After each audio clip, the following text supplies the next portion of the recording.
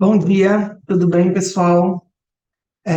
Meu nome é Aline, eu tenho servido o reino por meio da Missão Steiger há 12 anos, faço parte da Missão Steiger Brasil, que tem como foco missionário o alcance dessa cultura jovem global, e são jovens entre 14 e 30 anos, é uma janela bem grande, e nunca entrariam numa igreja. E eu tive o prazer de participar também da pesquisa. Eu pude responder as perguntas dentro desse contexto onde eu estou inserida, e foi muito legal poder ver o resultado dessa pesquisa. Foi muito reconfortante saber que as novas gerações continuam tendo interesse em Jesus e conhecer a Jesus de uma maneira mais, né, intensa, tem esse anseio por descobrir esse Cristo, né? E isso é uma coisa bem legal assim que a gente tem observado. E essa geração ela está aberta para conhecer Cristo. Isso é fato. Mas eles tendem a enxergar Cristo de duas maneiras bem distintas.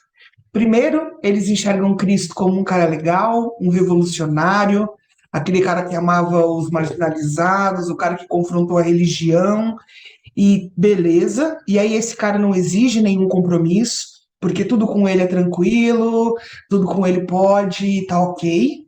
Ou, né, na pior das hipóteses, eles veem Jesus como esse símbolo de repressão, de intolerância, de quem não aceita o diferente, de quem não consegue lidar com o diferente. E isso, cara, muitas vezes tem gerado esse afastamento também. Então, normalmente são dois tipos de visão que apontam para lugares diferentes, mas que no final acabam apontando para o mesmo resultado, que é essa dificuldade de assumir um compromisso real com esse Cristo e conhecer ele de uma maneira mais intensa, né? Então, eu acho que hoje o maior desafio que a igreja tem é apresentar esse cristianismo contextualizado, esse evangelho contextualizado às novas gerações. Como foi falado aqui pela Dani, como foi falado pelo Bruno, quando a gente olha para as gerações anteriores e a gente olha para a geração atual, a geração Z, é completamente diferente. Eu tenho 45 anos. Eu não sou nem milenário, eu sou geração X, muito mais antiga. Mas não havia uma diferença tão grande da minha geração para a geração anterior a Z. Mas a geração Z, acredito que por conta de já terem nascido com a internet, todas essas paradas e tal, isso influenciou de uma maneira muito diferente a formação dessa cultura e dessa geração.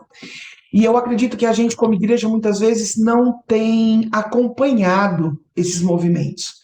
A nossa resposta sempre vem um pouco atrasada com relação às questões que estão sendo colocadas.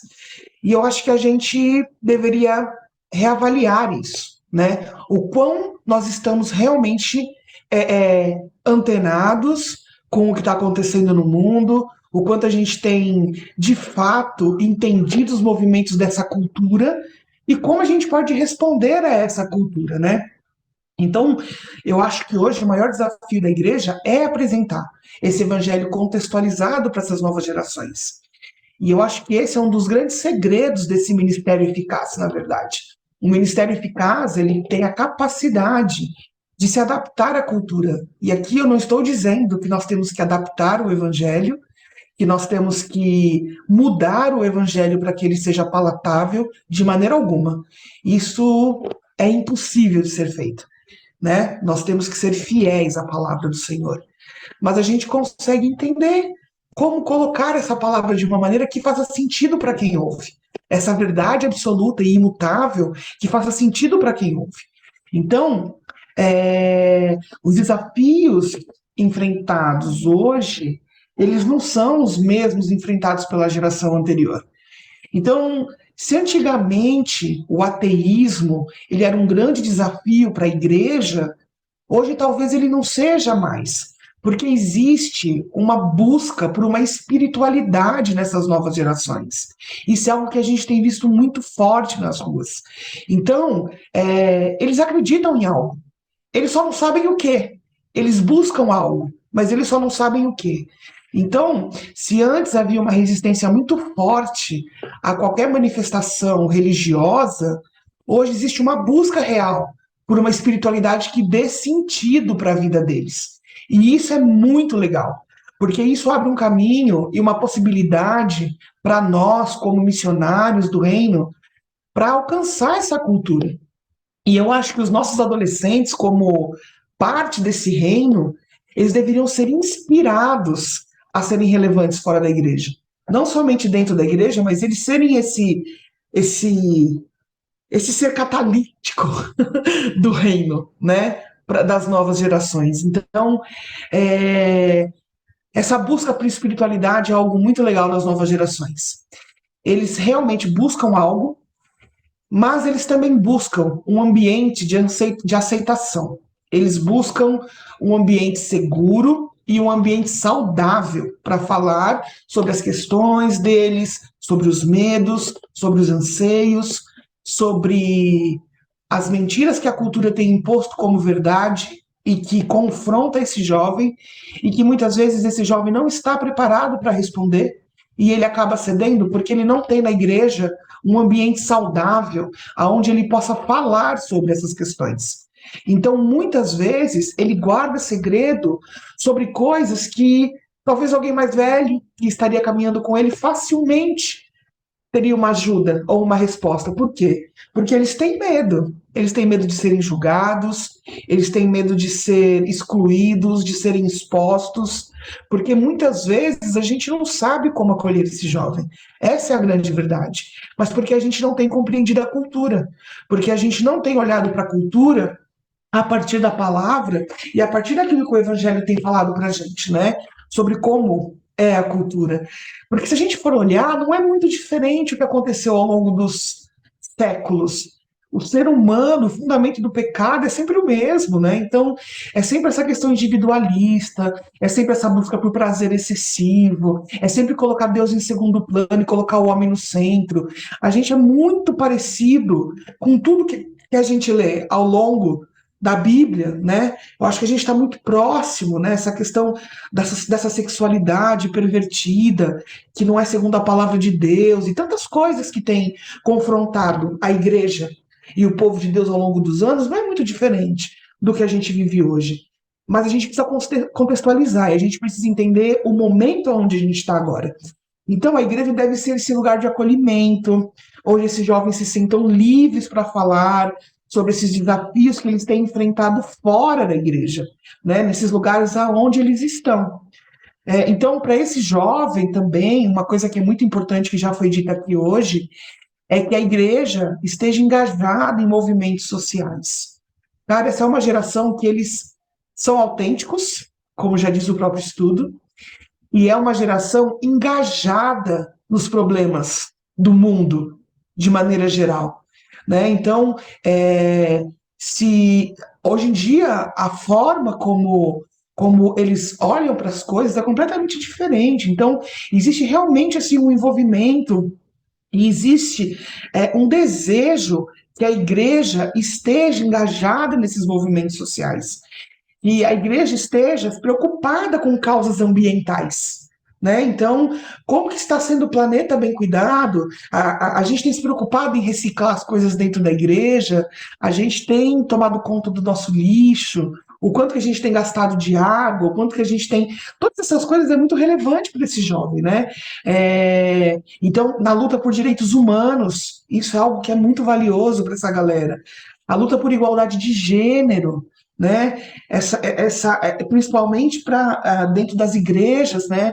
Onde muitas vezes ainda tem uma visão muito equivocada sobre o papel da mulher, né? Então é muito difícil para o jovem ou para a jovem encarar isso e lidar com isso dentro da igreja, né? A gente que é um pouquinho mais velha, a gente até tira de letra, mas para gerações que são mais novas, isso é um desafio muito grande. Então, essa questão da igualdade de gênero é muito importante. É, nas questões antirracistas, né? A gente tem muita dificuldade de lidar com isso, né? A gente não fala sobre essas coisas. E entre outras dezenas de coisas, né? Uma coisa muito importante sobre esses jovens é que eles são inspirados e motivados pelo exemplo. Então, se você for alguém extremamente autoritário e vai vir com uma parada muito imposta, dificilmente você vai ganhar esse jovem, né? Mas se você dirigir ele, se você liderar ele pelo exemplo, né, como alguém que pratica aquilo que fala, isso tem muito valor para essa galera. A geração autêntica gosta de pessoas autênticas, né? Então, a gente não pode ser um exemplo de perfeição, de alguém inabalável, alguém que nunca peca, alguém que não erra, porque, cara, é impossível. A gente é pecador, a única diferença é que a gente tem um advogado incrível, Jesus Cristo, que intercede ao Pai para que nos perdoe quando a gente erra. Então, eu acho que essa liderança inabalável, autoritária, dura, perfeita, né? Segundo os olhos de quem olha de dentro, de fora para dentro, tal. Esse tipo de liderança não atinge mais esse jovem. Ele pode até submeter a sua autoridade, mas vai ser só na sua frente, porque por trás ele vai estar fazendo exatamente aquilo que ele quer. Então é melhor que a gente conceda esse espaço e essa abertura para receber e tratar esses jovens e tratar as dores que eles estão enfrentando. Então, o líder ele precisa ser alguém inspirador, alguém que está aberto a ouvir, aberto a mudar e estar disposto a ser vulnerável. Isso é muito importante, né? E eu acho que uma das coisas muito legais também, assim, que eu tenho visto é a necessidade de incentivar esse jovem a buscar um encontro pessoal com Jesus. Porque muitos, às vezes, os cristãos que responderam à pesquisa nasceram num lar cristão, né? Então, a religião é meio que herdada dos pais.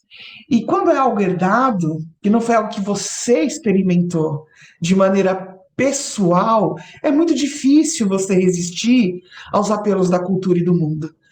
Mas quando você busca esse encontro pessoal com Jesus e você passa a conhecer Jesus de uma maneira íntima, e não é mais a religião herdada dos seus pais, mas é a religião do religário mesmo. Você com Cristo agora. Agora eu conheço Cristo, né? De maneira pessoal, e Ele habita em mim. E eu tenho alegria e prazer em ser um filho obediente, porque eu compreendi o que esse amor fez por mim. Então eu acho que isso é algo muito importante para nós, né? Incentivar esses jovens a essa busca pessoal por Jesus, né? E definitivamente o discipulado, como a Iliane falou, o discipulado é extremamente importante. Nós temos a falsa ideia de que o discipulado ele só acontece no cursinho de batismo. Então, beleza, chegou, discipulou, ensinamos os passos e agora eles vão para a vida. Cara, o discipulado acontece a vida inteira, é discípulos que fazem discípulos, que fazem discípulos, que fazem discípulos. Essa é uma das frases que a gente usa muito dentro da Steiger. Então, eu sou discípula. E eu tenho pessoas que eu discipulo, e essas pessoas discipulam outras pessoas, e aí a gente está sempre um cuidando do outro. E constantemente a gente está sendo acompanhado, a gente está prestando conta sobre as nossas dificuldades, sobre a nossa vida, a gente está dividindo as nossas cargas, confessando os nossos pecados para que a gente seja perdoado, para que a gente seja curado. E isso é uma ordenança bíblica. Né? E é uma instrução bíblica, uma ordenança não, mas é uma instrução bíblica. Confessem os nossos pecados, né, uns aos outros. Então, esse processo de discipulado, ele não acontece só, vamos sentar e estudar a Bíblia. Também acontece assim. Mas acontece você convidando esse jovem para sua casa, você indo no cinema com ele, você jantando com ele, você caminhando, indo para o parque, fazendo coisas que o dia a dia e essa troca vão permitir uma influência saudável sobre a vida dessa pessoa, né? E a pessoa vai se conectar com você, isso gera conexão, então isso é muito importante. A questão do discipulado é essencial, né? Então, a igreja também precisa mostrar para esse jovem que todos nós somos missionários, né? Que todos nós temos que cumprir a ordenança de ir por todo mundo, pregar o evangelho e fazer discípulos. Então a gente tem que incentivar esse jovem a um compromisso com o reino e ele entende o papel dele, que muitas vezes ele não vai ser um missionário em tempo integral, servindo numa missão como eu tenho feito. Mas ele vai ser um cara que vai estar trabalhando numa empresa, numa organização, ele vai estar aonde ele estiver, fazendo o que ele estiver fazendo, ele é um instrumento de Jesus lá onde ele está. Eu acho que isso que é muito legal, assim, de ele compreender, né? Um instrumento de amor, de esperança, e que ele pode ser usado aonde ele está. Normalmente, a gente classifica e coloca numa questão hierárquica, né, o servir a Deus, como se algumas funções dentro do corpo fossem mais importantes que outra. E não é, né? Porque a, a, o corpo, né? Um é o olho, um é a mão, um é a boca, e todos juntos compõem esse organismo vital e importante. Então, esse jovem ele tem que saber que ele é importante, que ele é reconhecido por Jesus e que ele tem um papel nesse mundo, né? E que ele não, que ele tem voz, que ele é importante, que a coisa, o que ele pensa, o que ele acha, o que ele fala tem valor. Porque normalmente a gente tende a desprezar o jovem, e isso faz tempo, né?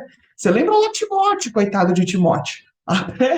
Que ninguém te despreze porque você é jovem, sabe? Que ninguém, pelo contrário. Eu acho que a gente tem tanto para aprender com eles, porque quem está lá em contato com essa cultura de uma maneira integral são eles, não somos nós.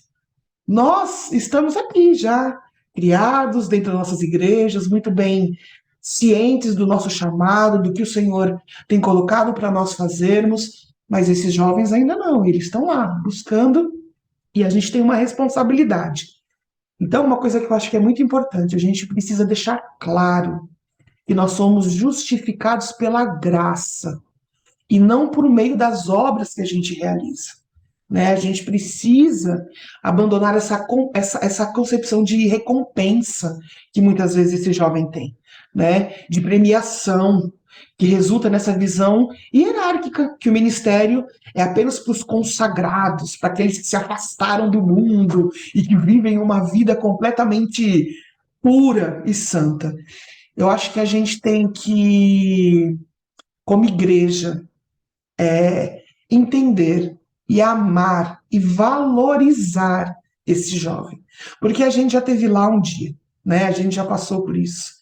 E a gente sabe como é difícil, muitas vezes, a gente ter apoio e encontrar um lugar seguro para falar sobre as nossas dores.